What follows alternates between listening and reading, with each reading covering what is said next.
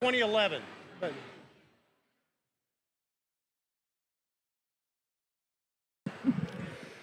Ladies and gentlemen, welcome to all our Blue Raiders tonight. How y'all doing?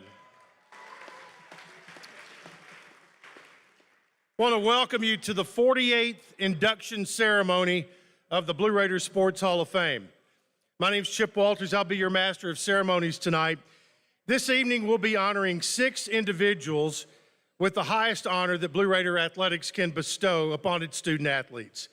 In the 112-year history of this university, only 176 individuals have been enshrined among the thousands who've worn the blue and white. Individually, the 6 inductees tonight are truly worthy of the honor, and as a group, the class will be remembered as one of the best ever.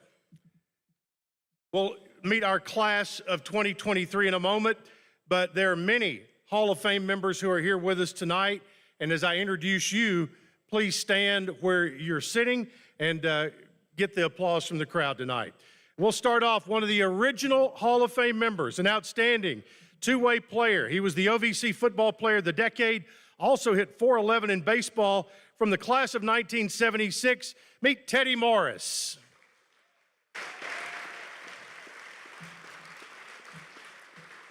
This baseball great was a 3-time All-OVC performer for the Blue Raiders during the great run in the 1960s.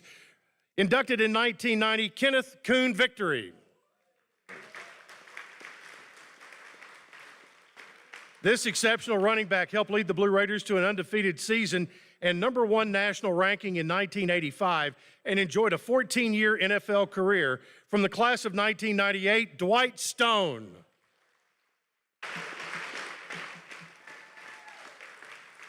He led the men's tennis program to national prominence during a highly successful 20-year career. From the class of 2000, Dale Short.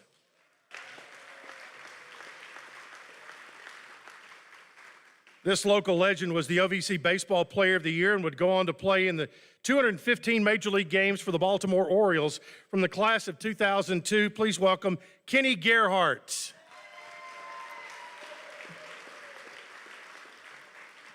He was a pitcher on the 1977 OVC championship team and also one of the latest members of the Tennessee Sports Hall of Fame. From the class of 2004, Steve Smith. He averaged 130 yards per game rushing in 1984 and led the Blue Raider football team to the NCAA National Semifinals. From the class of 2006, the Flea, Vince Hall. This hardwood standout averaged more than 18 points a game during his decorated basketball career. Inducted in 2007, Larry Stewart. This slugger put together a remarkable 4-year career on the diamond, hitting 33 home runs, drove in 159 runs, and had 245 hits. From the class of 2011, say hello to Mudcat Brewer. Also from that great class of 2011, one of the most decorated female track athletes in school history, Jackie Brown.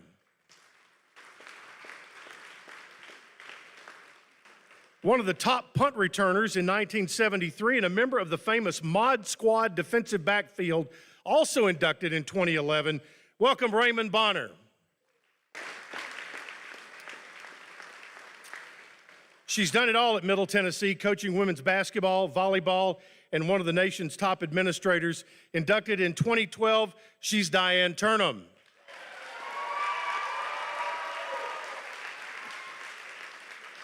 He was a trailblazer for women's basketball at Middle with 161 wins, 4 OVC titles, 4 NCAA tournaments.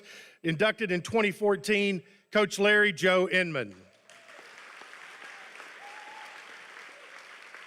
The most dominant pitcher in MTSU softball history, ranking #1 all-time in wins, shutouts, strikeouts, and ERA. Inducted in 2014, Jennifer Martinez Wright.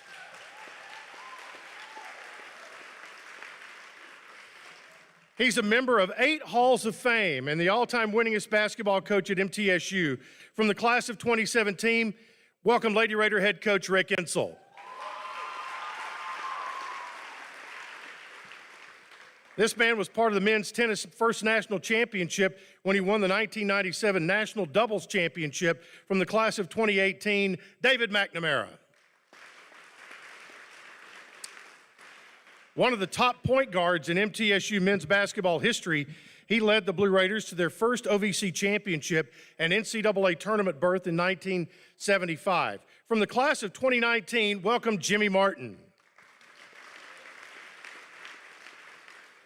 One of the most fierce pass rushers in Blue Raider football history, he became the first defensive end to be drafted when he was selected by the Dallas Cowboys. From the class of 2019, Eric Walden.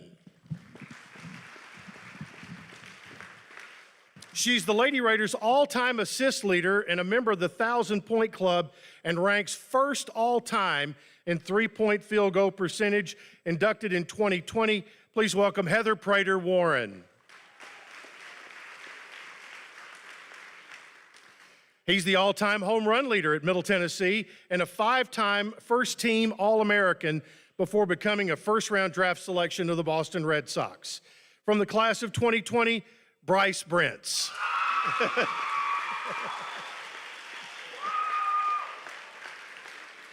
At the completion of his playing career, this slick fielding shortstop ranked #1 in 6 categories and helped lead the Blue Raiders to 4 consecutive OVC championships, also inducted in 2020, Clay Snellgrove.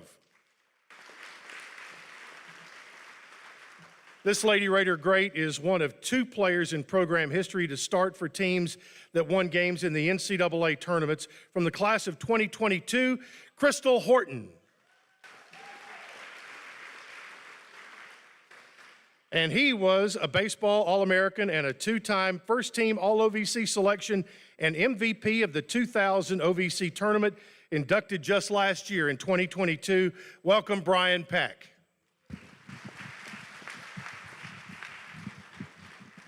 All right, now, as we welcome to the stage our class of 2023, Anne-Marie Lanning-Brentz.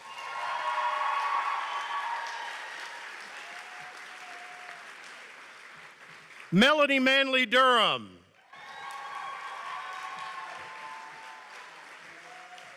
Anthony DeLuise.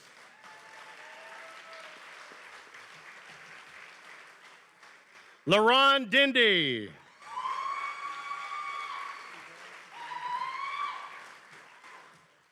Jeff Littlejohn.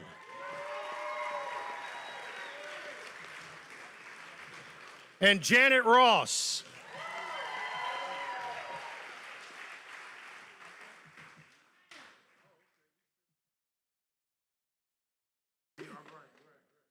As we get ready to induct our class of 2023, let's take a moment and remember 2 Hall of Famers that we lost during the past year, George Frost and John Price, but another fellow who was a Hall of Famer to everybody who ever hit the weight room, Matt Riley. Let's remember those tonight.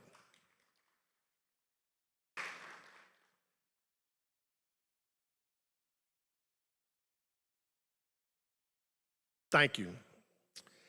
Before we begin recognizing our recipients, it's my great pleasure to introduce Dr. Sidney A. McPhee, the president of Middle Tennessee State University. As its 10th president and entering his 23rd year, Dr. McPhee has helped MTSU become a top nationally and internationally renowned university. For more than 2 decades, Dr. McPhee has worked tirelessly to make MTSU accessible and affordable. Through his dedicated efforts, MTSU has become recognized as Tennessee's #1 ranked public for return on investment. He and his wife, Elizabeth McPhee, are unabashedly the #1 fan of the Blue Raiders. Please welcome our president, Dr. Sidney McPhee. Thank you, Chip, and good evening. Welcome to the beautiful campus of Middle Tennessee State University. As I mentioned to several groups earlier today, this is really one of the most exciting times on our campus. It's a time when we welcome back our alums, our friends, and we have an opportunity to say how much we appreciate those individuals who have helped build this strong foundation that this great university has accomplished over the years. And I do want to recognize the chairman of our board of trustees and his wife, Denise. Let's give them a round of applause for the great work that they have done.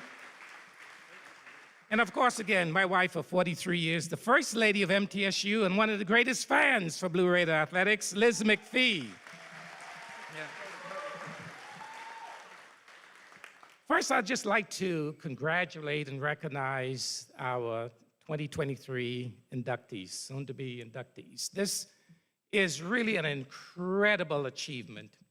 Our university has over 150,000 alums all over the United States, and literally all over the world. And we have alums doing some great things.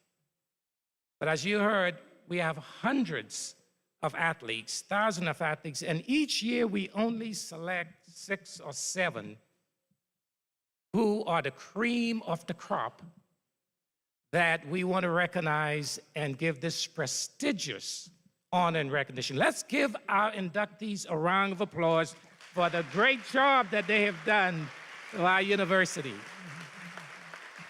I never miss the opportunity to let folks know that we are no longer little middle. This is one of the top universities in the United States of America. Yes. And this is not presidential speak, ladies and gentlemen. For the 5th year in a row, the prestigious Princeton Review has ranked your university as one of the top 380 plus out of 5,000 universities in America. Now, out of all the colleges and universities, public and private, there are only 5 universities in the state of Tennessee that makes that list each year. 3 private, 2 publics. The privates, Vanderbilt, Rhodes College in Memphis, the University of the South, Swanee, and 2 publics. Your university, MTSU, and if you're waiting to hear from me what that second public university is, you're going to be here all night. It is MTSU, a great institution. And one of the things the chairman and I and our board are really proud of, not only do we have excellent programs, but our athletes, they win championships, and guess what? They graduate. We have one of the top graduation rates in the United States. We are among the only public university in the top 5 with, for football, a 98% of our football athletes graduate, and 94% of all of our athletes graduate, ladies and gentlemen. So we tell our athletes as they come to this university, and our inductees represent us, when you leave this university, we want you to leave, and you walk across, and the president give you that diploma. We want you to have a diploma and a championship ring on your hands. And we have done that throughout the years. We have done it throughout the years. I always like, in my brief remarks, to recognize the family members of our inductees, because you have been the rock, the foundation to help these individuals accomplish what they have. So if you are a family member, a friend, a neighbor, please stand. Let us thank you for allowing us to have the excellence that we have here tonight. Would you stand and let's thank you for the great work that you have done.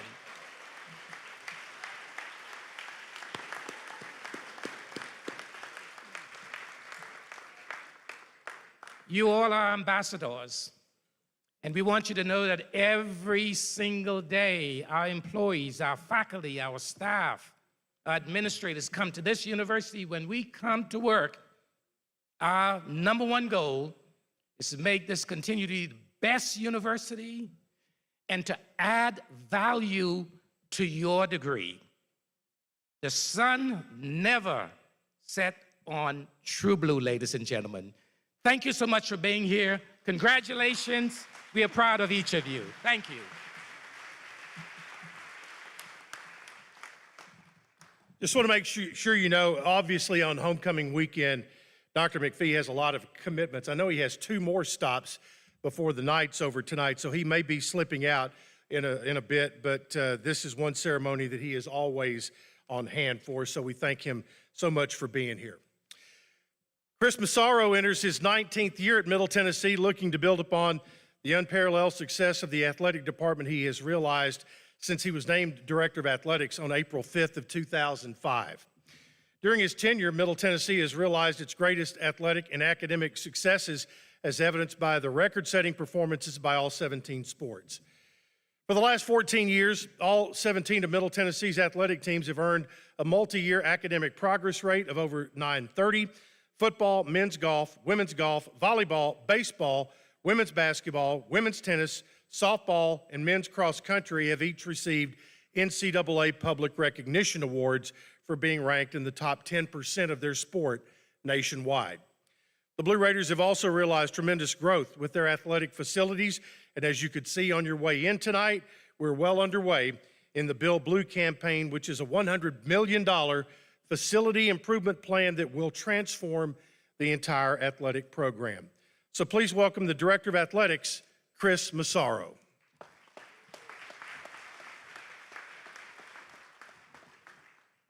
Thanks, Chip, and what a great night. It's so good to be here, and thank you all for coming to the auxiliary gym. Normally we have this at the Rose and Emmett Kennon Hall of Fame building, and we're under construction over there. You guys saw the construction fences. So happily, the next couple years we'll be right here in the auxiliary gym. So it's a little hot, but I like the heat because there's a lot of bodies in here. So thanks everybody for coming. While I'm doing some thank yous, I want to thank Tony Stinnett for helping put this tremendous evening together and all of his crew. So if our athletic staff would stand, and Tony, let's give them a round of applause as well. You guys over here, thanks.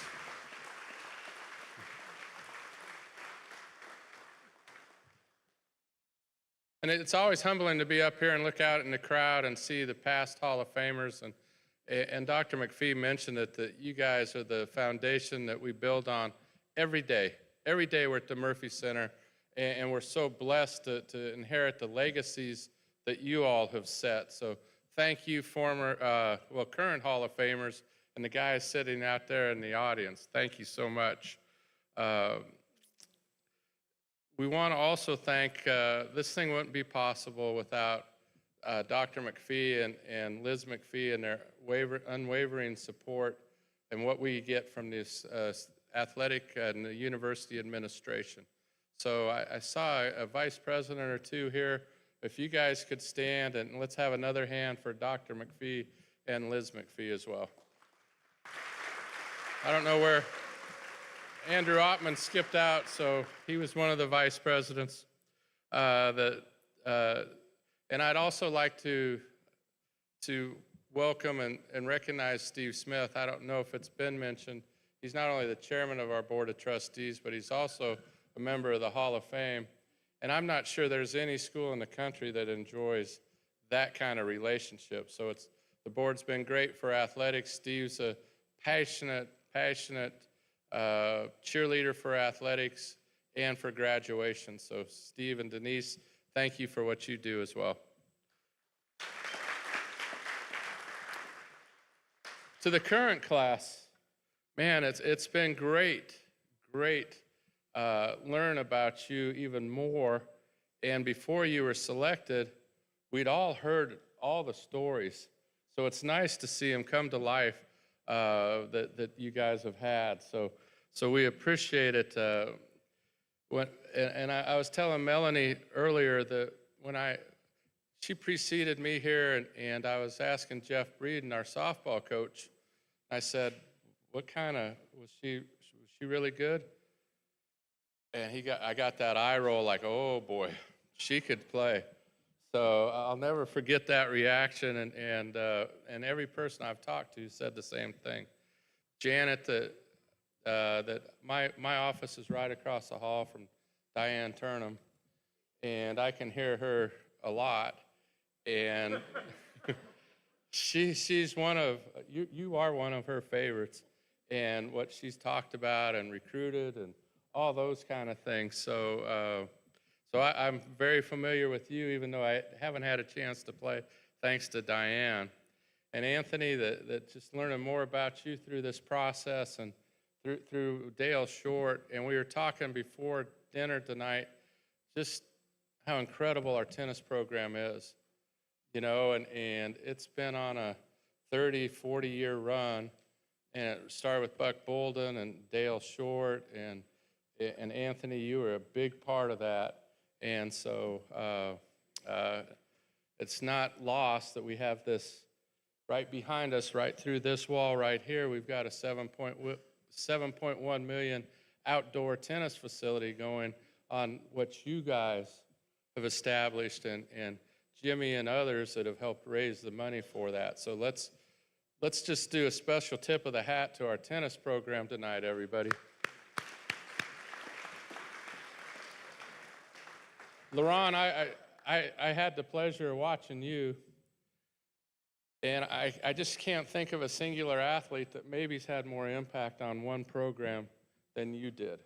And it's incredible, and just some of the banners that we were able to hang and those kind of things that you really helped get this thing going. And I'll never forget it and love you for it. So thanks, Laron.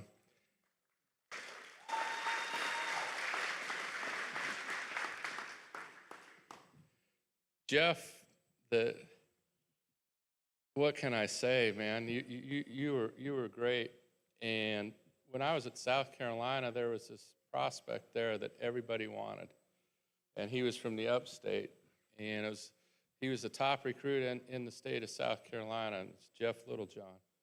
And I was like, oh man, he must be a player. Never saw him play in high school, but he was a legend already. And then I'm fortunate enough to get this job, and I find out Jeff's on our football team.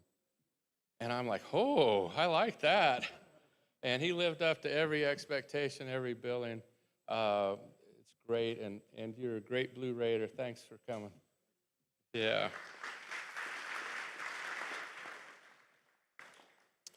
And Anne-Marie, what can I say about you? Just watching you from Riverdale High School, winning championships at Murphy Center, watching you win championships here. You've always carried yourself with such class, dignity, and you are a true Blue Raider.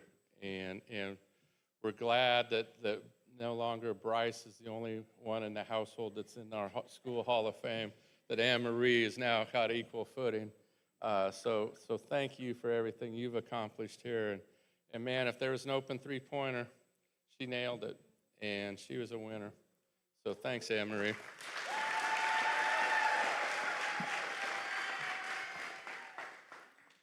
One other just side note that I'd like to point out that everybody that's been inducted up here, head coaches here, except Andy McCollum, and Andy is coaching at the University of South and sent his regrets that he could not be here with Jeff, but he really wanted to be here. But I think it speaks a lot to the coach and the player relationship that we have here at Middle Tennessee. And when people ask me why we win across a bunch of sports, that's the key ingredient. And so we've got Rick Insel with Anne-Marie, Dale Short. You guys are in the Hall of Fame. We've got, I think Karen Green is here. That was Melanie's. Where are you, Karen? There you are over there. So thanks for coming and being here. We've got, let's see here. Oh, we've got Larry Joe Inman here for you. And I'm not going to forget Kermit. I'm getting people that are trying to remind me that, oh, Kermit, I'm going to get Kermit. So I want to make sure we got everybody here. And just a quick story about Kermit and how much I appreciate him is that I don't think this thing was announced for 10 minutes that LaRon's in this Hall of Fame class. I get a text from Kermit, and it's like, fantastic. Betty, Allie, and I will be there that night. We're coming no matter what. And so I really appreciated that, and the fact that you came up here. So Kermit and Betty, and is Allie in here, or is she kind of running around? But anyhow, thanks for coming, you guys. We appreciate you, and it means a lot that y'all are here. So let's give them a hand. So my main job here is to announce the AD's award winner. And this is an award that we give to people that give Hall of Fame effort, Hall of Fame type contributions, but aren't necessarily athletes. They're people that are working outside the fields and courts, but are just really tremendous in their support. And in the past, just to give you an idea of the realm that we've had on this, our first recipient was Jim Simpson. And all of this has been started and maintained by Jim Simpson. So to me, he kind of personifies the award. So Jim, thank you for what you do for us. We've had Craig Cornish and Drew Shays over here. They're past winners of this. And so I'd like to bring up the people that are going to win it this year. So if Don and Hannah Witherspoon, if you guys can come on up here, that would be great.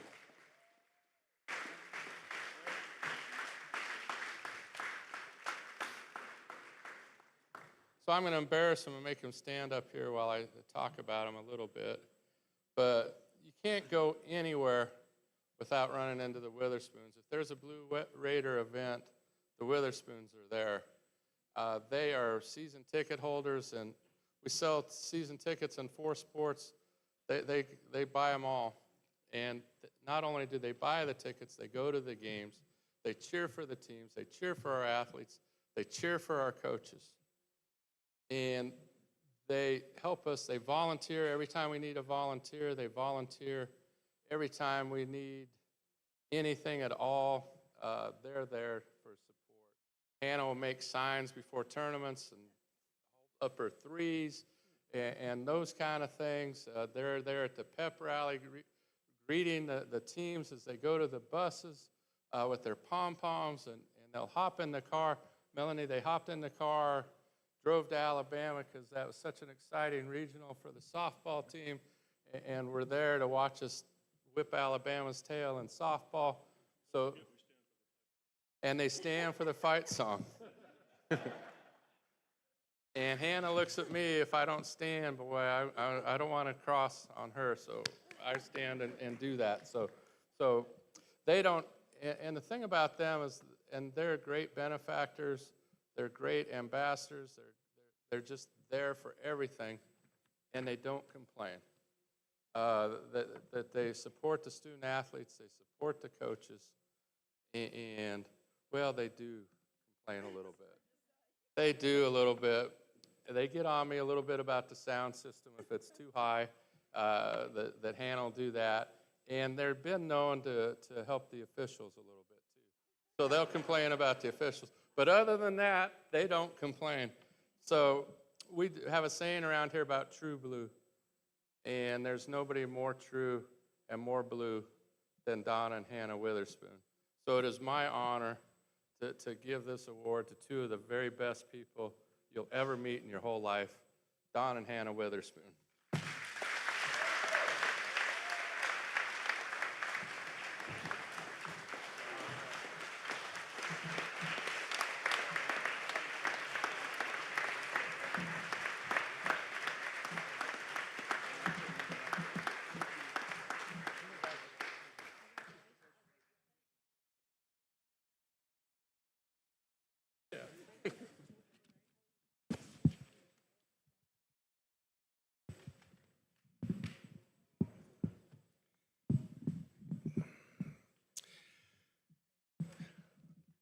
Ladies and gentlemen, this year's class has 6 very deserving honorees. And for the second year in a row, it includes 3 men and 3 women. It represents 5 different sports and spans 4 decades. It truly represents the breadth of outstanding programs and the rich history of Blue Raider athletics. Prior to tonight's induction, only 176 student athletes have ever received this highest athletic honor. That's in 112 years of athletic competition. In short, it's one of the most exclusive clubs on campus. So now it's time to meet the class of 2023. Our first inductee is Anne Marie Lanning Brents. Anne Marie was an integral part of one of the greatest eras in Lady Raider basketball, helping lead the teams to 4 postseason appearances, including 3 straight NCAA regionals. Anne Marie's a member of the program's 1,000 point club, and at the conclusion of her career, ranked 2nd for 3-point field goal percentage, 3rd for 3-pointers made, and 2nd for games played.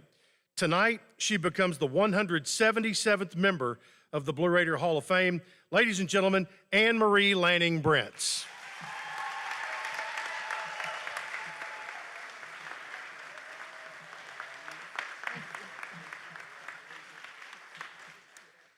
All right, I'm going to start off by saying I can't promise there won't be a lot of tears during this because I'm a pretty emotional person. But okay, I would like to begin by expressing my gratitude to everyone who has dedicated their efforts to organize this evening event. Some may consider this location an unusual choice for our gathering, but I must admit, I feel right at home. You know that feeling when you walk into a room and it instantly takes you back in time? Well, tonight has done just that. The countless hours I spent in this aux gym are moments I have cherished and would kill to go back to. Well, most of them anyway. Another point I'd like to emphasize is the significance of holding this event here tonight in this auxiliary gym. It's a testament to the hard work and groundwork laid by my fellow inductees, those who have come before us, and the dedication of individuals such as Dr. McPhee, Chris Massaro, the Board of Trustees, the entire athletic department, the BRAA, and the generous donors who have contributed to the Build Blue. Witnessing the remarkable growth and promising future of this university fills me with pride as a former athlete and alumna. I am genuinely excited about what lies ahead.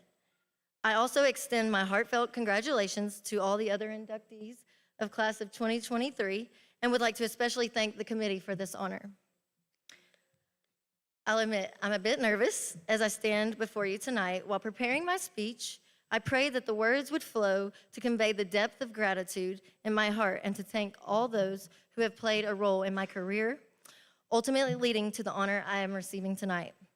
I am profoundly humbled by this recognition and truthfully couldn't believe it when Tony Stennett called to inform me of this induction. It truly feels like a dream. Interestingly, the nervousness I feel here in front of all of you surpasses any anxiety I ever experienced while playing in front of thousands of spectators, but here we are. There's a single reason I stand before you tonight, and that is because my Lord and Savior, Jesus Christ, made the ultimate sacrifice, allowing both me and you to be where we are today. He bestowed upon me the talent and blessed me with opportunities and tools for success, which I am forever indebted. First and foremost, I want to express my gratitude to our fans.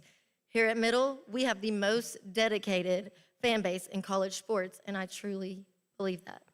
Thank you for consistently showing up and supporting us, whether it was near or far. Without your unwavering support, we would not have achieved the success that we have. To my teammates, I owe a debt of gratitude that words cannot adequately express. You are my anchor during the hard days of practice, the rigors of the season, and hours spent traveling on buses and airplanes and everything in between. We spent more time together than we did with our own families, and in doing so, we became a family. Coach Insel would often remind us during pregame scout, which was typically discussed before our shoot-around in the game day room or opposing locker rooms, of a quote from the Bible that stuck with me, and I wrote at the top of every scouting report. 1 can set 1,000, 2 can set 10,000, but a triple braided cord could never be broken. His point was that there is strength in numbers, and when teammates support each other, they become stronger and more formidable. To all of you, our bond is a sisterhood that will endure a lifetime, and though we may not have the chance to see each other as often now or spend the same amount of time together, it's a connection that never fades and picks up right where we left off. Miss Counts, you deserve a special thank you. Undoubtedly the best academic advisor, you always ensured I was well placed with my classes each year and arranged any assistance or tutoring we needed for our academic pursuits. Your role in our success as student athletes is undeniable, and I am forever appreciative of the time that you devoted to helping me excel beyond the basketball court. To our trainer, Allison Ness, I'm not sure she's here. Allison Ness, I am immensely indebted to you. The countless hours you spent working on me to keep me on the court and in good health are commendable. And when you recognized the need for Dr. John's assessment, you would swiftly contact him, and true to his nature, he would be there within minutes. The early mornings and post-practice evenings, administering stem and ice treatments, ultrasound sessions, transitioning between hot and cold tubs, these were hours you invested without hesitation.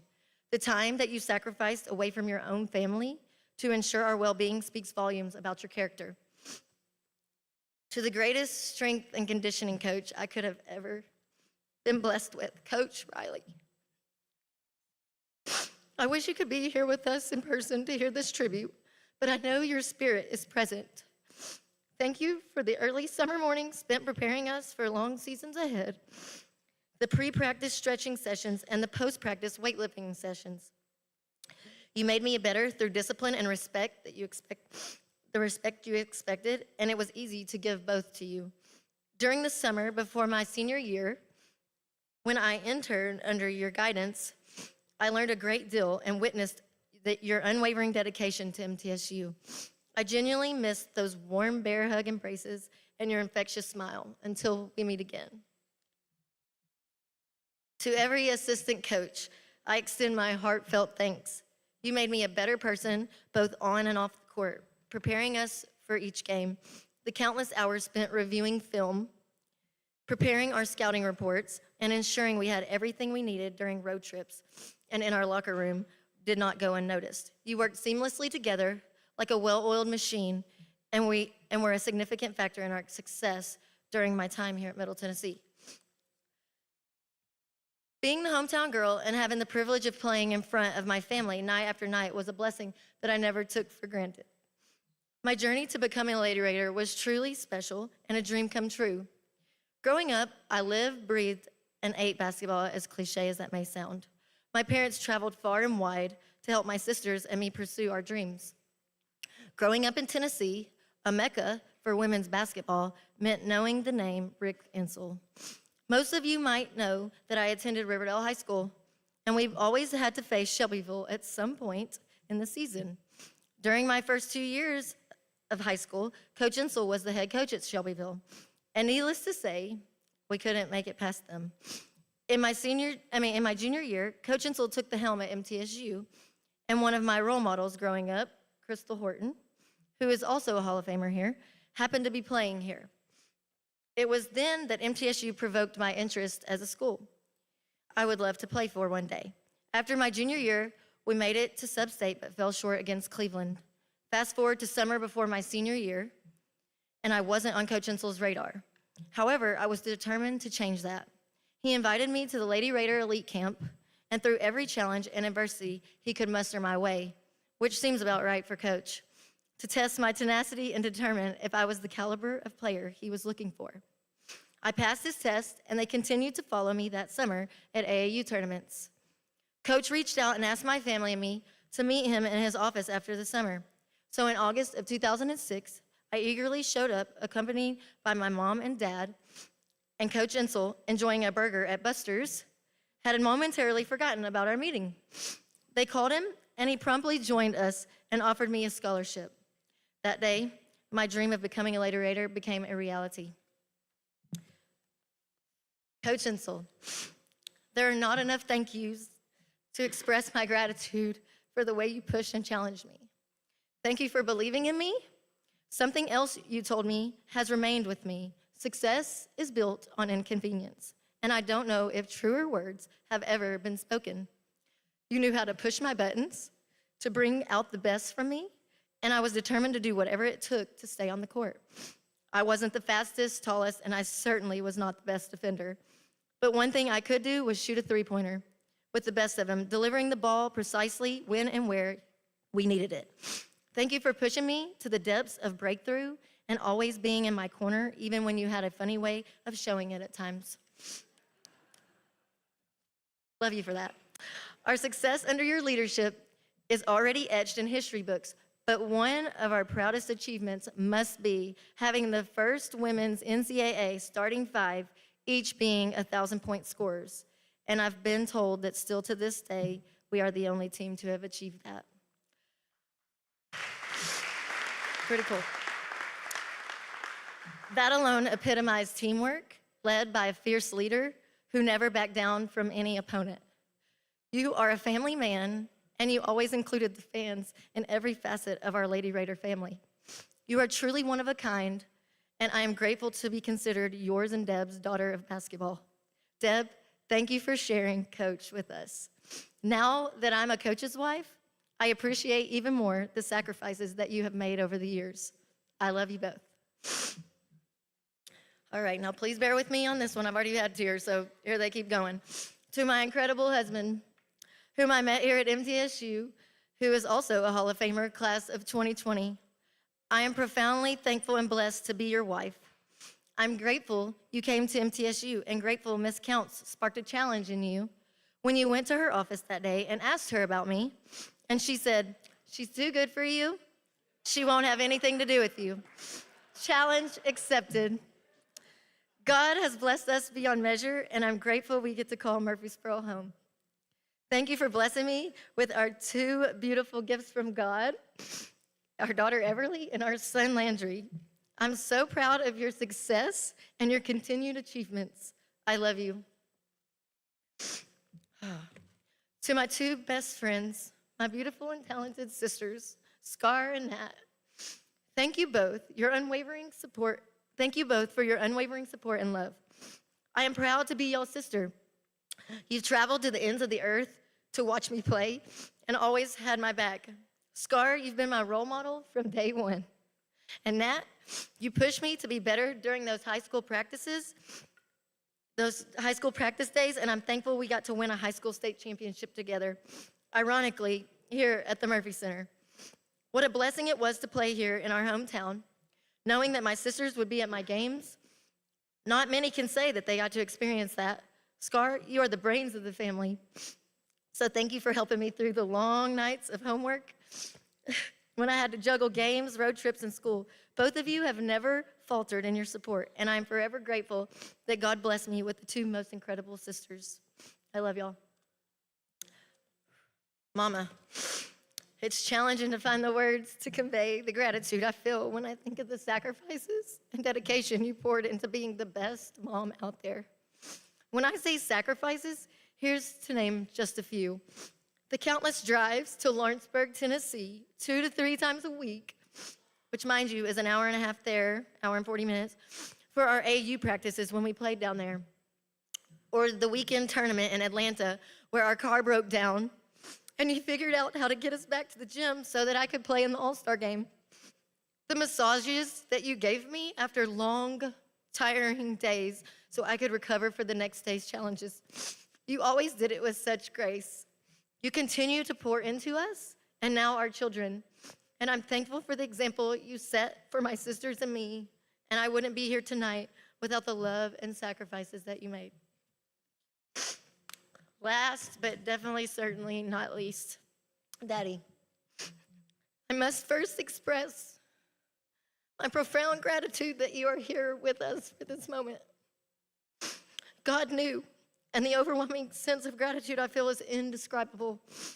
It all began with those early mornings when you took us to the YMCA and worked with us before school and before you would have to be at work. You never demanded it, but we loved it. And those are memories we will cherish forever. You laid the foundation. Thank you for starting the first team at McFadden and coaching us to be the best in the county and winning many championships. And for making me shoot over a dang hockey stick because my release was too low in the paint to shoot over the tall players, which paid off notably my senior year at Riverdale on senior night. You know exactly what I'm talking about. Thank you for turning all the lights off in the house and making me, Scar, and Nat dribble for what felt like hours because you were teaching us to not look at the ball while we dribble. So hey, why not do it in the dark? Thank you for teaching me the game of basketball and allowing me to fall in love with it, never forcing it upon me. Your wisdom and expectations pushed me and guided me to become the successful player I was. I'm so thankful that we've always had basketball to bond over. Your unwavering support, both from you and Mama, is one of the main reasons I stand before you tonight. This will never be enough, but from the depths of my heart, thank you. I love y'all. There are two individuals who are no longer here with us, but I couldn't leave them out. They supported me from childhood to my final college game. Traveling here and there to support me was my grandmother, who I affectionately called Mama, and my grandfather, whom I called George. I miss them terribly, and I'm eternally grateful that they lived to witness me fulfill my dreams. Thank you all for being here. MTSU holds such a special place in my heart, and I am forever true blue. Thank you.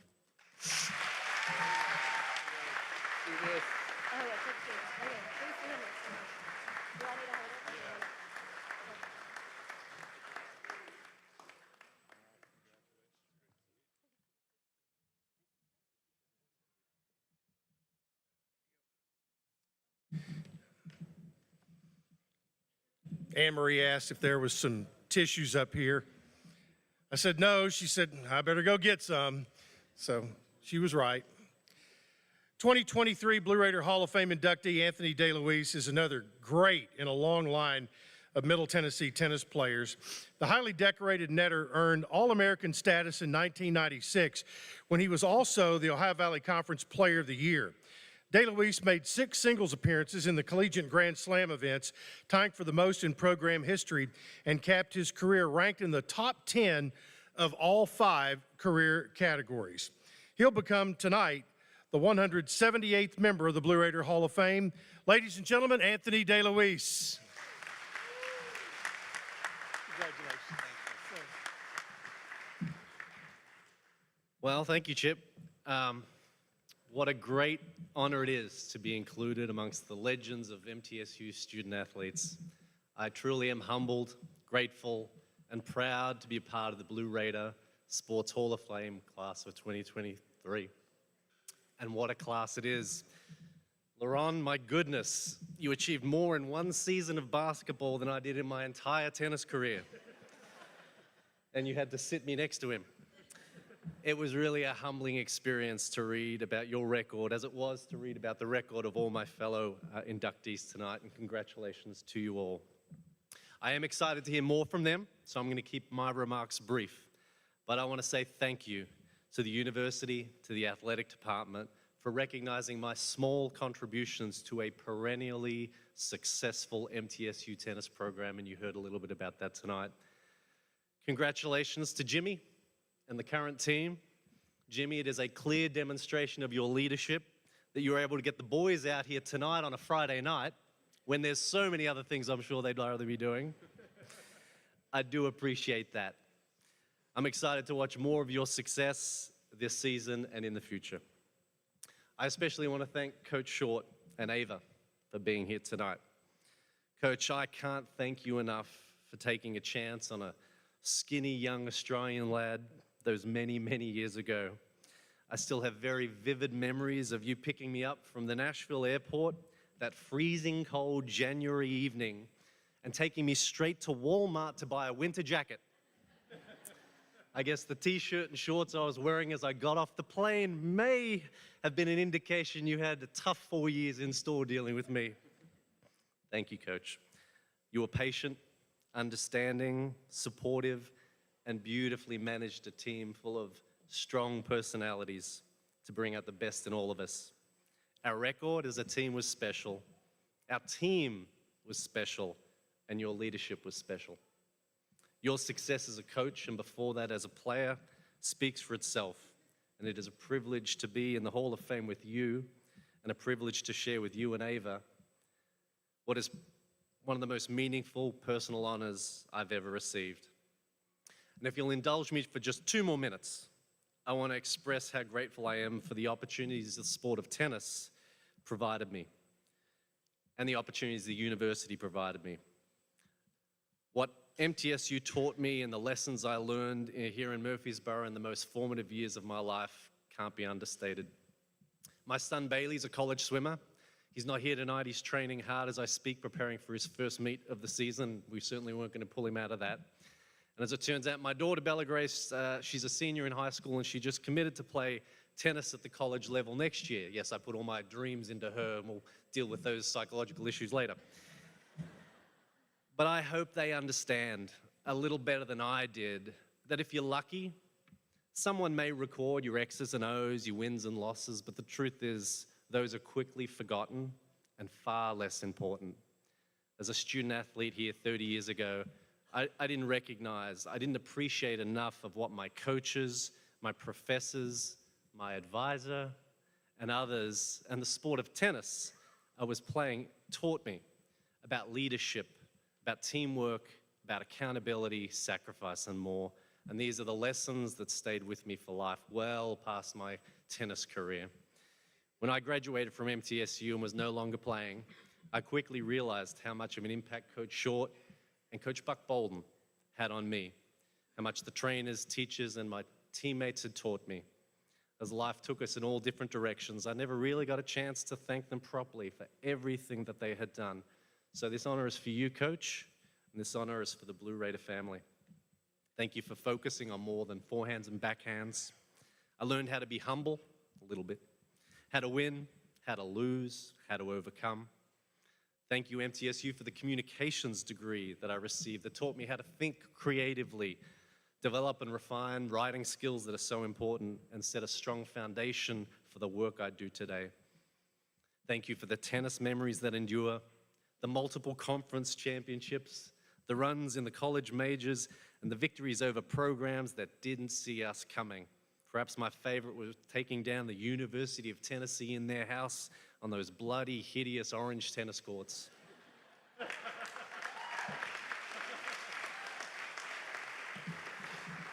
And then the off-court memories that may be even more special, those road trips that took us far across the South in the small university minivan, the gatherings when we got back from those road trips at the off-campus apartments of our team captains, and then, of course, the 8 o'clock classes the next morning that weren't so much fun. So finally, as I close, I also want to thank the many folks, Tony, who made this night and this occasion happen, and in advance for tomorrow's activities. I'm so excited about the football game. I know it was a huge amount of work. It means so much to me that you have created a weekend that I can share with my wife, Rachel, my mother-in-law, my father-in-law, and of course, Coach and Ava again tonight. Of course, I wish my mum was here, but she's in Australia, too far away, but she'll have to watch a recording. Be sure I'll be sending her that. And my dad passed away a couple of years ago. But he'd often watch my matches from in hiding spots from around the tennis courts so I wouldn't get distracted. I was a little bit of a prima donna, you've probably worked that out. But I'm sure he tonight is observing again from afar, and I bet he's doing that with a really big smile. Thank you all. Congratulations. That was tremendous.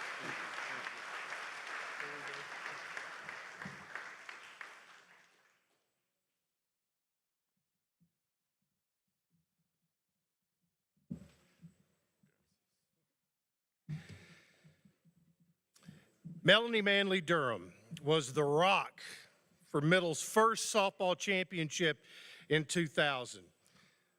She looks fair and demure, but the hard-nosed catcher, yes, she was.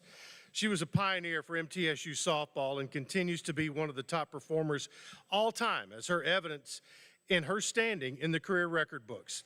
More than 20 years following the completion of her career, Melanie continues to rank in the top 10 of 12 all-time categories. She was the 1998 OVC Medal of Honor recipient and tonight becomes the 179th member of the Blue Raider Hall of Fame. Please welcome Melanie Manley Durham.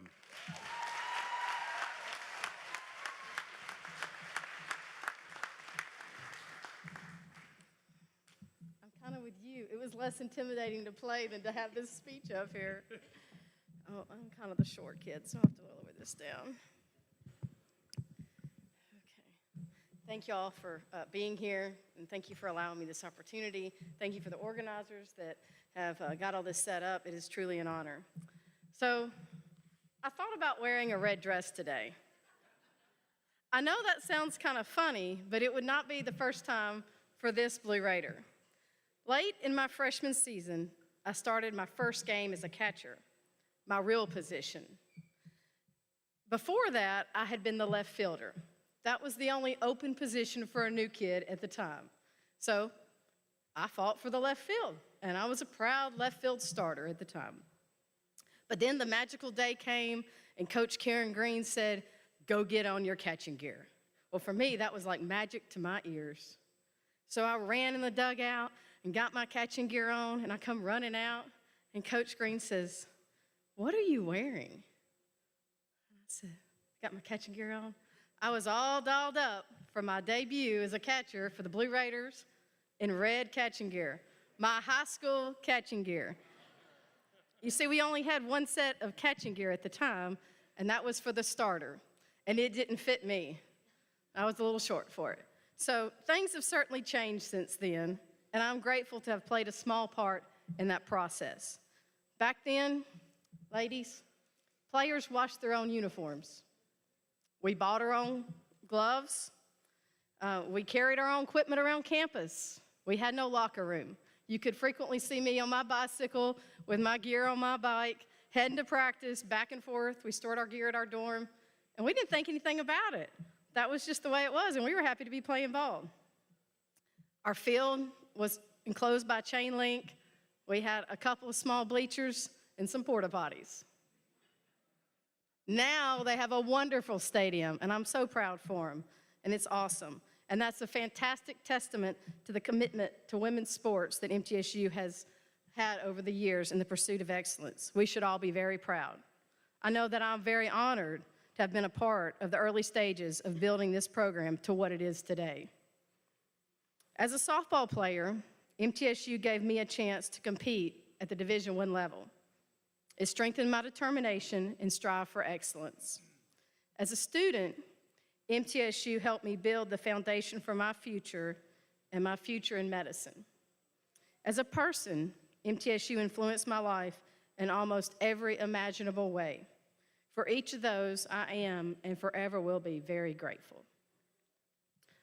I'm very thankful for Coach Green and Coach Chatton. Coach Green is here tonight. Thank you for being here. They saw fit to give this very undersized catcher a chance. You believed in me, and you put me on the field. You found a young girl from Trussville, Alabama, and in her, I hope you saw grit, determination, hard work, and a lot of work ethic. You offered me a scholarship, and at that time, that made me one of the first out-of-state players in program history. We started off my first few years kind of rough, but better days were ahead. As a senior, we beat UT.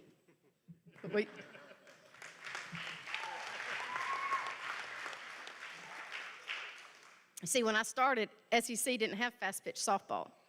It hadn't started fast pitch softball when I started. But as a senior, we beat UT, we won a conference championship, and we went to the College Softball World Series. So when I took off my cleats the last time, it was at the College Softball World Series. It's not a bad way to go out. But thank you, Coach, and thank you for all the coaches that invested in me. Coaches play a very vital role in athletes. I'm so very thankful for my parents.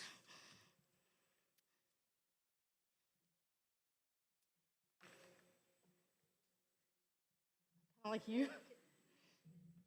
My parents have invested in me and my family that is here with me tonight. My parents, my husband, my in-laws, my aunt and uncle, my friends, my brother and sister-in-law, my nephews. They all mean so much to me, and my fellow players. I'm thankful for my parents who have been there with me through it all. Your love and support have been endless and essential in making me who I am. You built me through childhood, and you taught me so many valuable lessons. Then you handed me off to MTSU, and I was prepared to stand on my own. You were always loving me, encouraging me, supporting me, and cheering me on. You traveled all over the place to watch me play the game that I love. You were always my biggest cheerleader, and when necessary, my honest critic. You brought me meals. You brought the team meals. You sat in the heat, cold, and you never made me feel alone or incapable. You made so many sacrifices for me to be able to play the game. You kept encouraging me, and you kept sports in perspective for me. You instilled in me character and compassion are always a win in the game of life. It's much more than wins. You pushed me to be the best me every day, on and off the field. You stressed to me the importance of being a student athlete and that hard work pays off.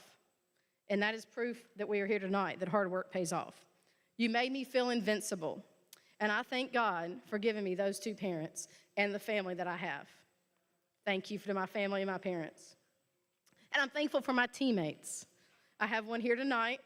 She was the pitcher, I was the catcher. We have still some battle wounds from that. And she's a fellow Hall of Famer. So I'm very thankful for my teammates. They were there for me, and so many times they made me look good. I'm thankful for the campus of MTSU that embraced and strengthened my commitment to faith and the impact that the Fellowship of Christian Athletes had on me during my college years. Coach Turnham was my FCA sponsor. FCA and my fellow member athletes like Tammy Eicholtz Akerd helped me grow my faith and gave me a deeper meaning to my college experience. God took a gal with a little bit of athletic ability and a lot of want to and allowed me to play college ball. And I feel that those experiences and opportunities that he gave me and allowed me to have prepared me for my future successes and my further career in medical field. I actually started in medicine with Dr. Tom Johns. I was his first PA. I'm very thankful for the MTSU administration, that was here and the administration that's here now that supported us as players and supported our coaches. And I'm very thankful for Diane Turnham. Coach Turnham, Coach C back in the day, you've been our champion and tireless friend for women's athletics. Your efforts in advancing women's athletics at MTSU is well known, and she has many accolades which are very deserved. But to me, she's been a friend, she's been a rock and an inspiration. Long conversations at night when I was here about my future, and even now, she's always quick to give me a kind word of encouragement, and you've always been there. Thank you, Diane. I'm thankful for the MTSU community as a whole. Even today, as we look around, we have all these athletes here that are wearing shirts with my name on it. I never had my name on my jersey when I played ball, but they have my name on the jersey now, which is pretty cool. I didn't. But it shows the support that the MTSU community gives for this old has-been softball player, and I appreciate it. Most importantly, I found my husband at MTSU. He rolled off a lot of statistics, but that's the best stat I have. I found my husband at MTSU. I'm pretty proud of that. He was the SGA president, and I was very involved in student government, and I was actually an ambassador for Dr. McPhee when he was here. So I was student ambassador. At the time, we lived in the same dorm. That dorm, while we were living in it, got condemned. So Coach Green called us and says, the good news is you have a couple more hours before we leave on our trip. The bad news is your dorm's been condemned. So you got 2 hours to pack everything up. You're moving. But we've come a long way, MTSU. But those create wonderful memories. It is a dream come true tonight to be recognized here amongst this elite group of athletes that are being inducted, and congratulations to each of them and to all those that have been inducted before me. But my best two accomplishments are sitting right there, my two boys. It's been a long time since I've thrown a softball, but I throw baseballs almost every day. So God gave me two boys. He knew I needed boys. But those are my best two accomplishments. Brooks, my oldest, and Owen, my youngest. And by the way, guys, they're catchers. It's in the blood, and I bomb the best gear. It's in the blood. So I'm very thankful for this honor. Looking back at my time at MTSU, this was some of the most rewarding and beneficial days of my life. This school and all the people that make up MTSU, like these donors and supporters, and all those people make MTSU what it is. You people have helped each of us as athletes and student athletes become who we are. You've helped me become the person, the mother, the wife, the friend, the medical professional that I am today. I'm proud to claim the award of being part of this prestigious group. I may be the shortest member of the Hall of Fame. I'd probably put some good money on that. I may be the shortest member, but I'm very honored and humbled to be a part of the Hall of Fame. This stands for the very best of what MTSU intends to be. So, this girl started in red. I proudly stand here in blue to say thank you and go Blue Raiders. That was a great speech.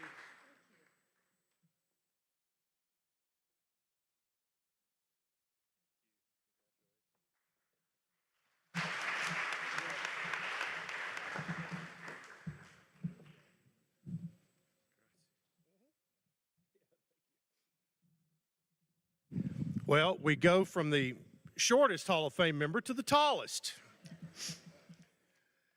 Our next inductee is LaRon Dendy. He makes history tonight as he becomes the only Blue Raider to be inducted into the Hall of Fame after playing just one season. But man, was that a season. Dendy led a resurgence in the men's basketball program in 2011 and 12 when he was named the Sun Belt Conference Player of the Year and a Lou Henson Award finalist. And he was also invited to play in the very prestigious Portsmouth Invitational. Dendy's dominant play led the Blue Raiders to the Sun Belt Conference regular season championship, and he will never be forgotten for sure. And tonight, we make that certain because he becomes the 180th member of the Blue Raider Hall of Fame. Ladies and gentlemen, LaRon Dendy.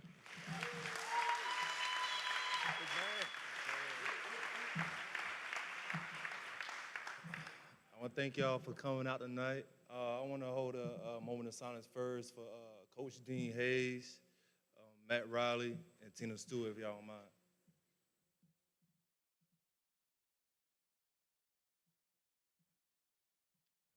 Amen. Amen. Y'all believe in God, right? Yeah, God is good. God is good for sure. I want to tell y'all about my journey here to Middle Tennessee. I started off at Iowa State. Before that, it was the number one JUCO in the country was Indian Hills.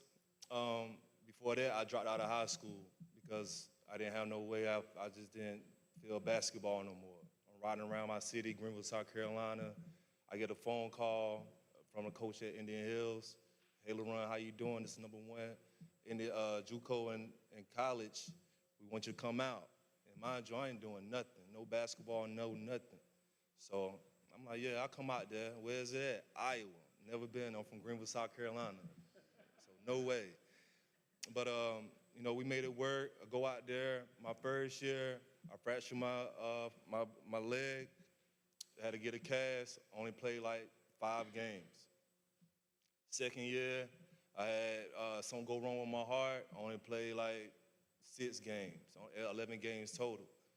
But by the grace of God, he knew that he had a plan with me. And then Iowa State, Texas, every school there was still reaching out to me. I decided to go to Iowa State because, they still was reaching out to me. They always came and visit. They stayed in contact. I went to Iowa State. We had, some ups and downs there. Had a good year at the same time. Decided, it wasn't enough for me. The coaches left, some players left. So I decided, it was time for me to move on. I had a good friend named James Washington. He came here to Middle Tennessee, and he played, 2-3 years here. And he was like, man, come to Middle Tennessee. I'm like, Middle Tennessee? Got Iowa State, Kentucky, Middle Tennessee. He was like, man, I'm telling you, come there, come. Talked to Coach Davis, on the slide. He like, I would love to have you. I'm like, all right, I'm coming. I got no choice anyway. I come here, Coach Davis gonna pick me up from the airport, happy as he could be. So I'm happy too, though. I'm pulling up, I'm meeting them. We get to the campus, and then, I'm just, getting used to everything around here. At Iowa State, we had our own facility, our own basketball facility. Our own locker room get here, we didn't have that. You know what I mean? So I'm like this ain't it. But, I still got to rock with it. You know what I mean? But, what really shook my basketball ground, my inside man deal is, I come to the, we got practices and then, the game started my red shirt year. Coach Insel selling out the gym. Fans everywhere. They get done playing, the fans leave. You know what I mean? I'm like, it's a pride thing now. It's a pride, like come on now. Like, I know we good, mind you, we had, everybody on the team, Bruce Massey, Marcos Knight, we had a guy from Puerto Rico, Raymond, myself. We was all first-year guys. You know what I mean? We only played 1 year together, but it was a mission that we knew we had to do. You know what I mean? And I knew coming into Middle Tennessee, I only had 1 year, so I had to stay ready. If I said, I think it's the basketball team back here, if I said I could, kill every one of them, they're going to get ready for me right now. They're going to man, let's go to the gym right now. You know what I mean? And that's how I stood, as soon as I got to this campus. You know what I mean? So, we get with Coach Davis, and I'm trying to figure out, what can we do to, bring this crowd in. So, I want to welcome y'all to my room right here. You know what I mean? My bed was right there. I had a bed right here, bed in the middle of the floor. Man, I put countless of hours in here because I knew, it was only a certain amount of time that I had to change, what was going on here. And the change happened when we went to California. We won, against this small school, and then we played UCLA, which really shocked the world because we beat them 80-66.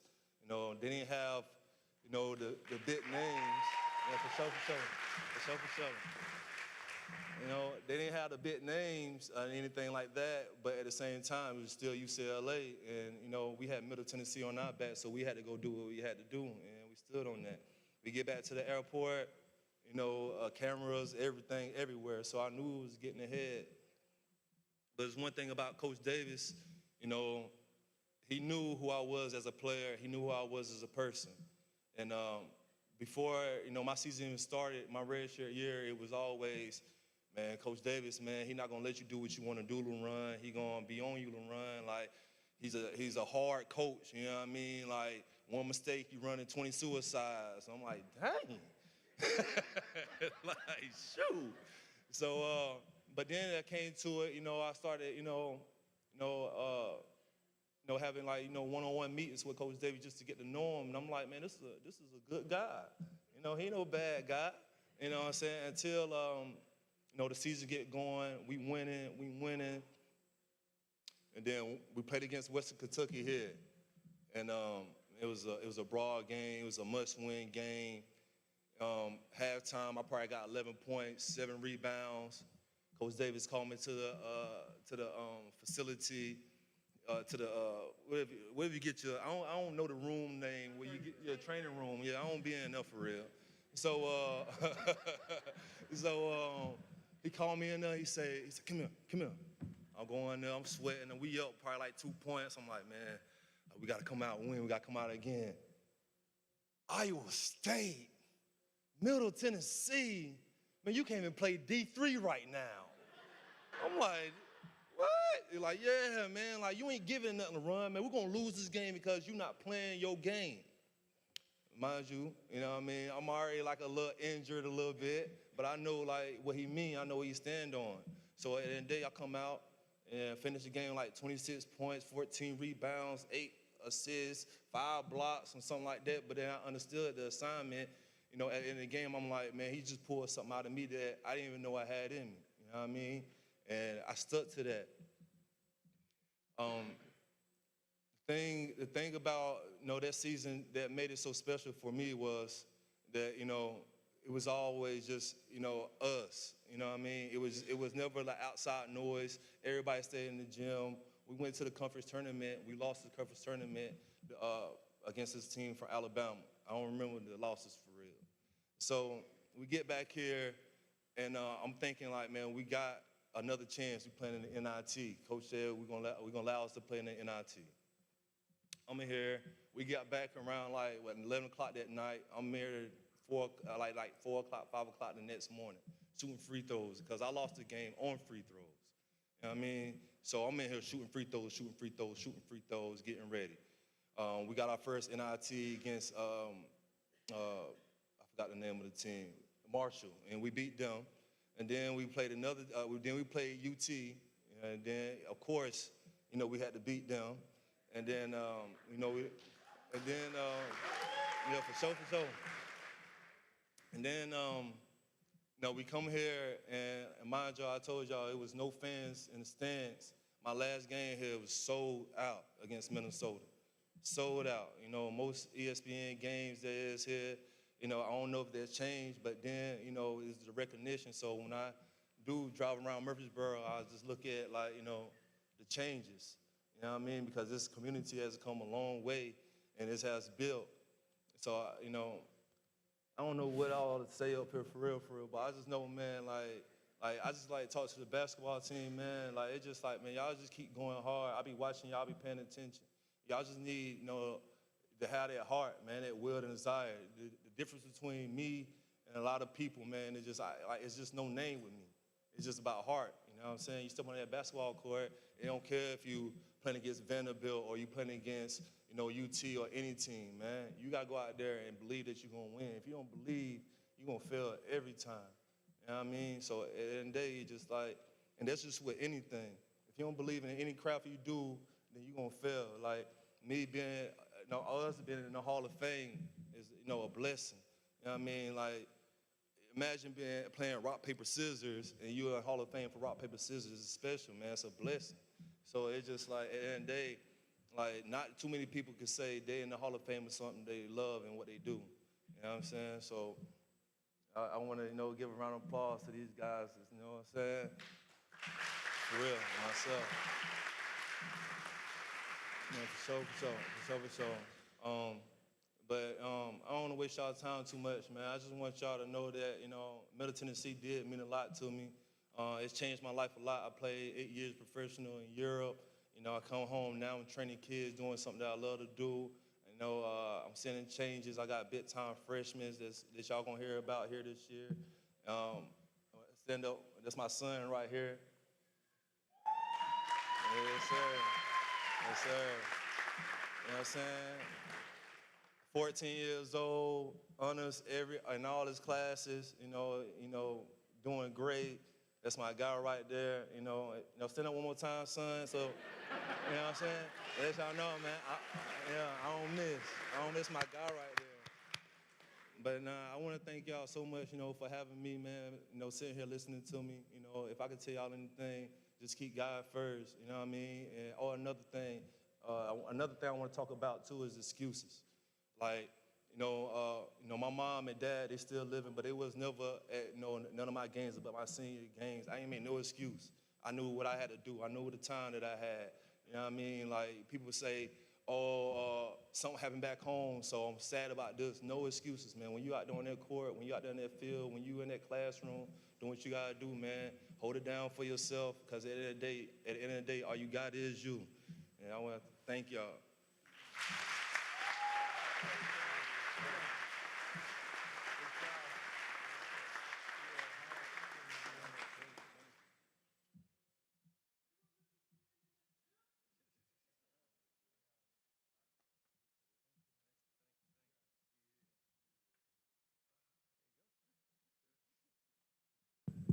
LaRon has the best shoes of anybody up here tonight, too.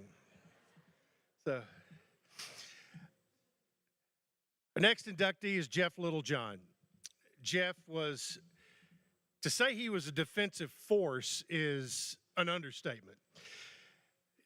Early in the 2000s, Jeff Littlejohn was named Sun Belt Conference Defensive Player of the Year. That came in 2005. He led Middle to wins, not only in the conference, but against that school 30 minutes up the road a couple of times. He was a force at defensive tackle, leading one of the top run defenses in the nation in 2005. And tonight, he becomes the 181st member of the Blue Raider Hall of Fame, and it looks like he could still play. Please welcome Jeff Littlejohn.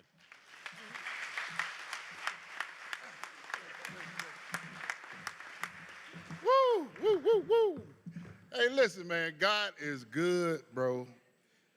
Y'all don't understand. I don't know how Tony got my number. I was just sitting at home and Tony, I was like, Tony, who is Tony? Middle Tennessee, you idiot. He was like, oh yeah, Miss year. I was like, really? Then a couple of tears rolled down my eyes and I said, Tony, what took y'all so damn long? I said, Tony, what took so long, brother? But all jokes aside, man, look, man, this is such a wonderful honor. I'm gonna keep it short, y'all. I'm gonna keep it short. Y'all know I like to have fun and gregarious, but I'm gonna keep it real short. I want to start off thanking my mother. She worked at a limestone mill for 35 years. Never complained. She worked second shift. She was never really able to be at none of my events, football, baseball, basketball, and track. I just wanted to get that out without shedding any tears. I want to thank her. She's not able to be here tonight. She's currently in the nursing home, but I wanted to thank her, and she's on my mind, you know, and I had to get that out without the tears. Woo! Next, I want to thank my sisters. And they should have been my brothers because they taught me how to fight. Man, I'm dead serious, man. My three brothers, I think they not here tonight because I think they kind of jealous a little bit. I'm going to be honest with you. But no, man, look, my brothers, Fred, Steve, and Richard, I'm the baby of the family, a lot older. They're a lot older than me. The oldest is 60. But I can remember being 3, 4 years old going into a football gym, a locker room, and watching these guys do pull-ups. And they were like gods to me, man. And I said, man, that's what I want to do. That's where I want to be. That's the direction I wanted to go. And then, of course, you know, by the time I got to third grade, I was 170 pounds. So I didn't have no choice. They were like, oh, you gonna play football, sir. So look, God touched me with the one. Yep, that's what you're doing, sir. And then too, you know, he said, that's what you're doing. You're gonna play football. And so third grade, man, I got to playing football, and I guess I remember this very vividly. My small sister, this is my oldest sister, but she's the short. She's like 5'3". But she like 7'9". Y'all don't understand. I'm scared of this little woman right here. You know, I was like, when she tell me to do something, I say, yes, ma'am. And this is my sister. She taught me how to fight. Little boy had me in the headlock, third grade. She said, I come to the sideline, she said, don't you ever let that little boy put you in the headlock like that ever again. Punch him in the stomach. And I'm like, you can't do that. You know, I'm thinking third grade, I'm learning how to play football, you know. And I was like, man, you can't do that. But my sister taught me how to fight right here, Teresa. My sister taught me how to fight. So look, that's where I get my attitude from when I was on the field, and I was just fierce, man. I didn't care about making a lot of plays. I didn't care about, I just wanted to disrupt the backfield. I wanted to be in the quarterback lap every play. So I would just get a running head start. And like wherever it went, that's the way I went with it. So, but another shout out to my sister, my youngest sister. She's 10 years above me. That's where I get my gregarianness from. Like, you know, I like to have a good time and laugh and play. But that's where I get my comedy from, right? She should have been a comedian. So we like to have fun and cut up a little bit, and we go back, get the family together, and we bring it all together and have a little fun. Next, I want to thank my wife, my daughter, and my father-in-law for coming up tonight and supporting. I really appreciate y'all. I know y'all wasn't a part of the MTSU process, but you are now. And this right here is my MTSU family. Go Blue. Yep. A couple other people, Andy McCullough, he's not here tonight. He did call, say he wasn't able to make it.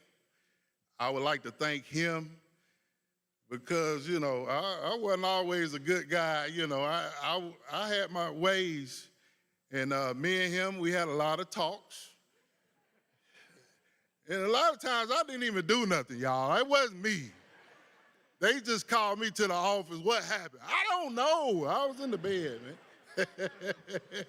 That's before all this stuff got built. Man, I don't know. I wasn't there. Coach? Yes, you were. No, I wasn't, Coach.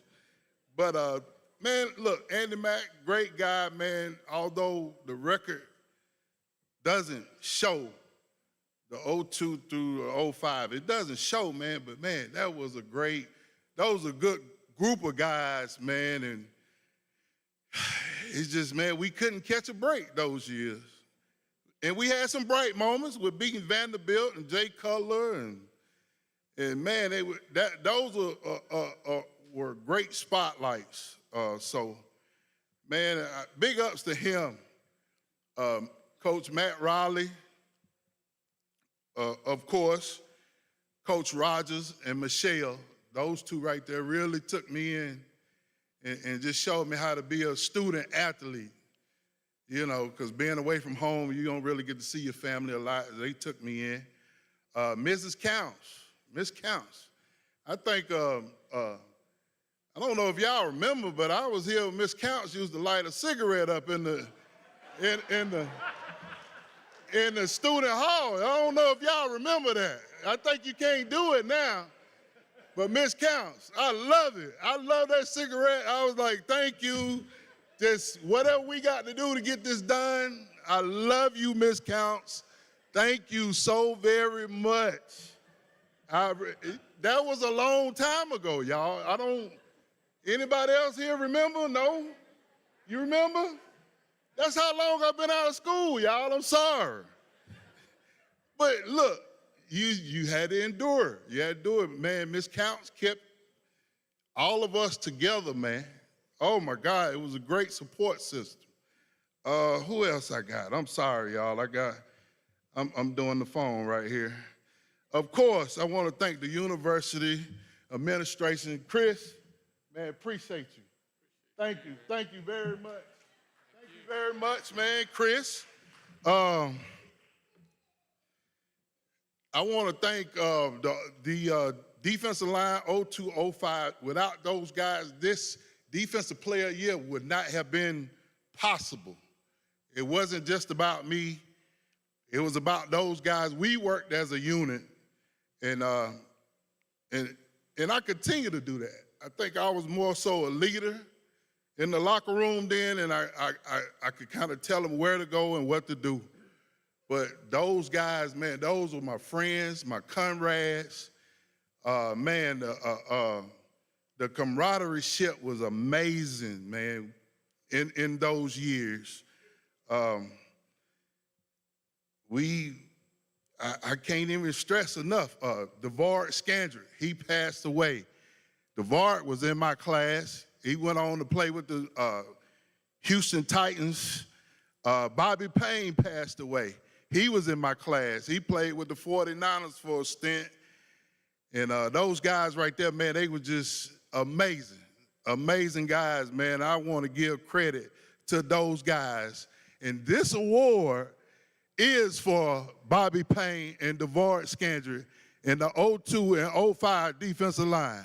I love those guys. I don't know if they can see this or if we're recording, but man, listen, I love those guys. When you see them, they on campus, please take care of my guys. Thank you for having me tonight. All of the coaches here and the support. I love this community. I want to move back, but my wife, we working on that. Huh? Y'all want to talk to her? Because she's a manager at Bank of America. We trying to move back to the area. So, thank y'all. Thank the community. Thank this university. Thank the president, the AD. I appreciate y'all, and I love y'all to the bottom of my heart. Thank you.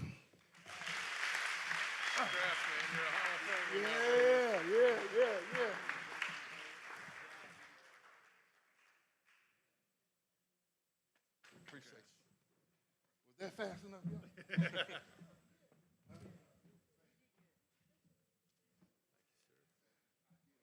Hey, Jeff, I just got a text from Miss Counts. She said it wasn't her. So just our final inductee tonight.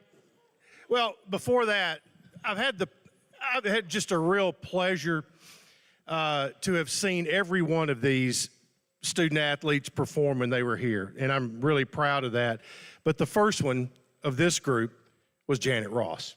She helped lay the championship foundation for Middle Tennessee women's basketball as its point guard in the mid-1980s. Janet was the court general for Lady Raider basketball teams that captured 4 Ohio Valley Conference championships and 3 NCAA tournament berths. Janet still ranks among career leaders for assist and three-point field goal percentage. She would go on to become a Lady Raider assistant following her decorated playing career here in Murfreesboro, and tonight she becomes the 182nd member of the Blue Raider Hall of Fame. Ladies and gentlemen, Janet Ross.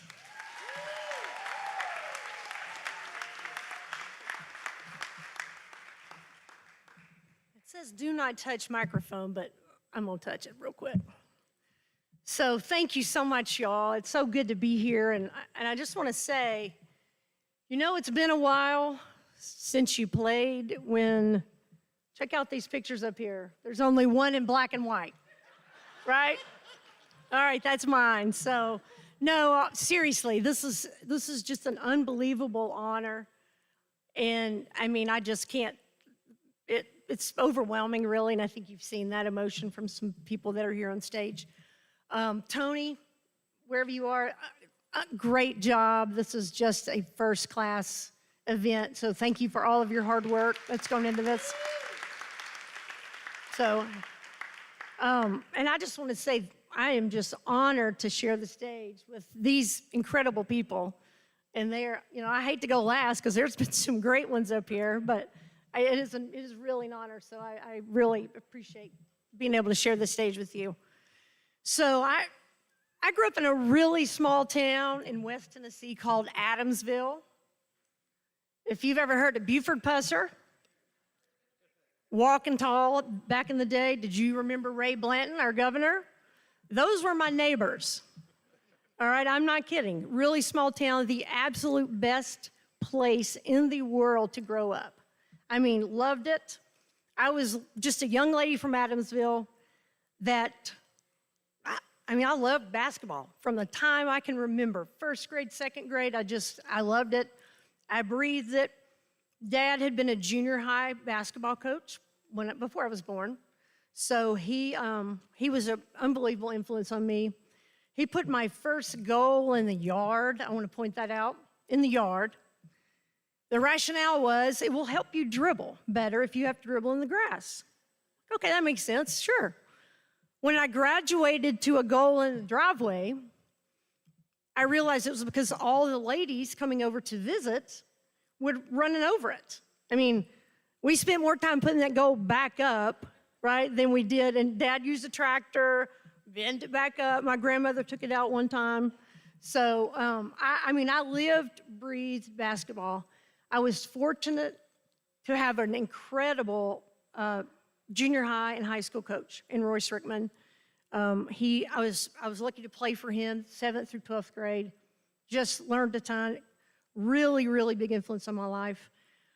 I was fortunate to be recruited by a lot of really good universities at the time, and MTSU was one of those.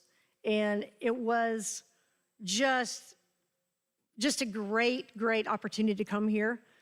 Larry Joe Inman, who's here with his wife, Bobby Jean, who's also in the Hall of Fame, he recruited me, along with, everybody talks about Coach Turnham. I don't even really know who that is half the time they say that, because to us, she was Coach C. So Diane was the assistant coach. Larry Joe, Coach Inman was the head coach. They recruited me, and came for my very first visit. And again, now, listen, I wanted to play Division I from a really young age. I mean, that was a goal of mine. I worked hard, practiced hard. So I came to MTSU. My first visit, I stayed with my much older cousin who was on the team. I'm going to point that out. Bobby K. Hamilton, Brian, who's here tonight. Thank you for coming. And it just felt like home. I mean, from the time I walked on campus, and again, black and white photo, that's been a while, this place felt like home. I was able to come here and play. It was a great honor to be able, obviously, to come and play. The transition from high school to college, for me, was huge. I mean, it was huge. I remember stepping on that floor, and I'm looking around, and I mean, there's Kim Webb, right? Kim's in the Hall of Fame. She was my teammate all 4 years. She was one of the best basketball players I've ever seen. Jennifer McFall, who's also in the Hall of Fame. She was also a teammate of mine. I mean, these were incredible, incredible players. And me, right? I'm like this tall. I'm slow. I can't jump. And I'm looking around going, God, what am I doing here? So I called my dad. It was October, it was a Sunday. We had just started official practice. I called my dad, and I'm like, I am way out of my league. I have made a huge mistake. I'm not good enough. I'm not fast enough. I'm not tall enough. I mean, I can't do this. I mean, I just can't do this. And my dad, in probably the best ever parenting example, he said, you signed a contract, and you're there till May. And so you need to figure it out. And so, honestly, the best advice ever. So I obviously stayed. I stayed. I figured it out. I had been a pretty good long-range shooter then, but I really decided that was where I was going to hang my hat. And by the time I was a senior, that was the first year we had the three-point shooting. So by my senior year, I got to actually play in that as well. I do want to point out, the whole thing about the three-point shooting and the long-range shooting, y'all, it was self-preservation.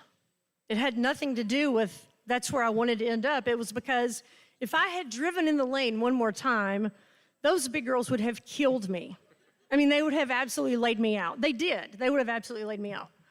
So I realized I got to get out of there. I got to get way far out of there, and I'll just stay out here. Y'all get in there and bang around each other, and I'm just going to shoot from out here. So, and y'all remember that cousin I talked about earlier? Well, you know you're a freshman.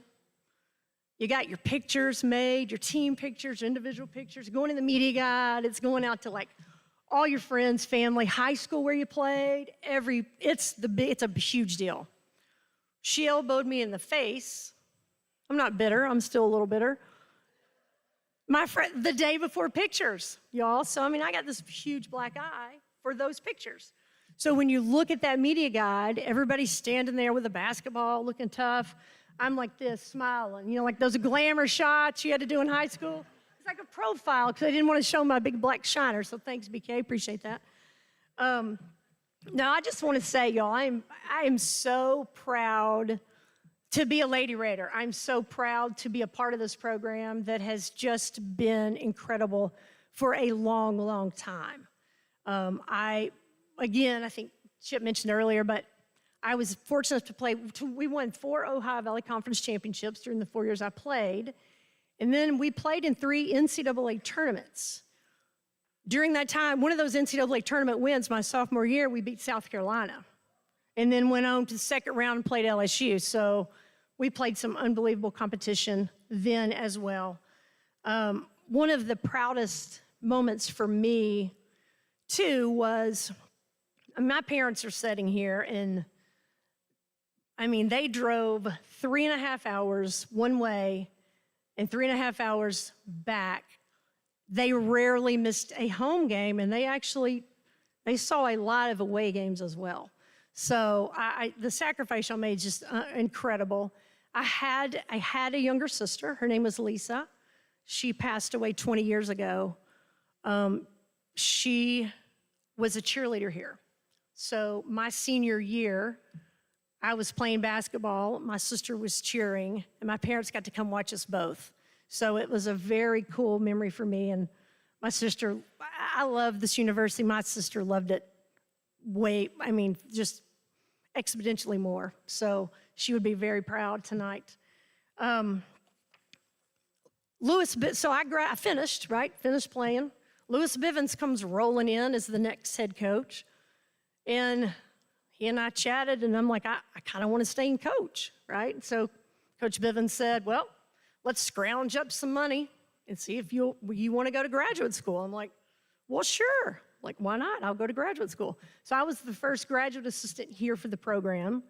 At that time, the NCAA allowed 3 people on the road recruiting, and we only had 3 people.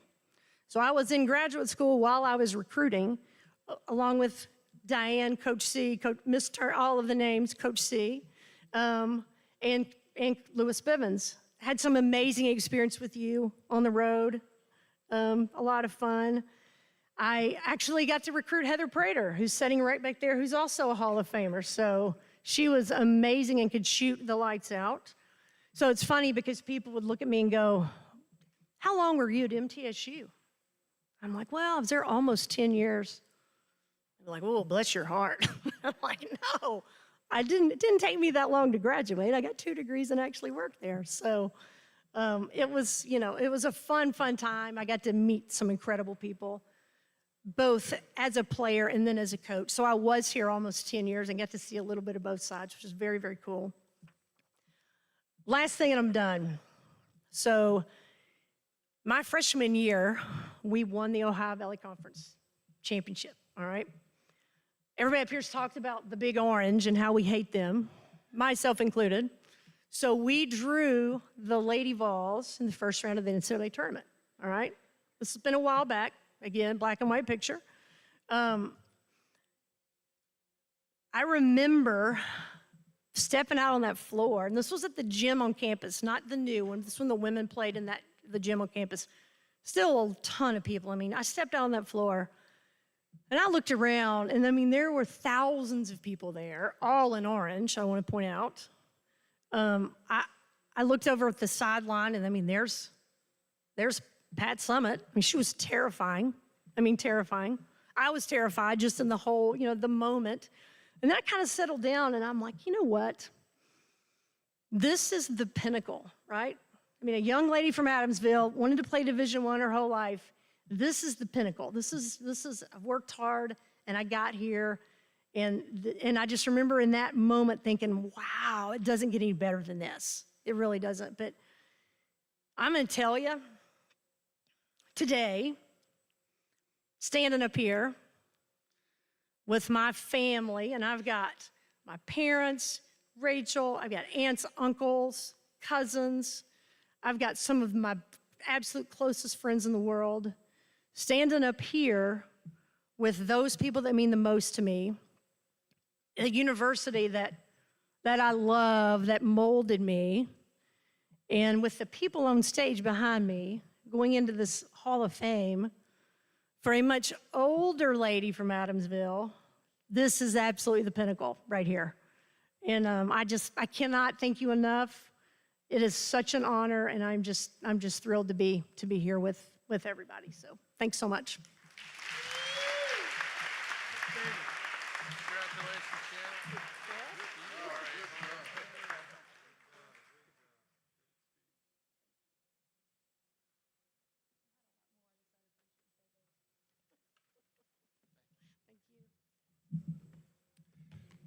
Matt Posey, you need pictures of the group afterwards. Where'd you go, Matt? You need them to hang around, right? They will be in the parade tomorrow, so they've been practicing parade waves and all that. Many of our teams, all of these that are here tonight are going to be in the parade tomorrow, which begins at 11 a.m. Earlier today, I had the honor of emceeing the Alumni Awards, and the gentleman who won the Distinguished Alumnus Award is a fellow by the name, he was retired General of the Army, retired Lieutenant General Bill Phillips. He has commanded troops all around the world, and he had you may have caught it when Dr. McPhee was talking just a little bit earlier, but in his remarks, he talked about no matter where he was stationed, there was always somebody from Middle that was with him. And his phrase was, "The sun never sets on the Blue Raider Nation." And we have found that to be so very, very true. And just remember that as you travel in your life. Again, let's congratulate our Hall of Fame inductees tonight: Anne Marie Lanning, Melanie Manley Durham, Anthony DeLuise, LaRon Dindy, and Jeff Littlejohn, and Janet Ross.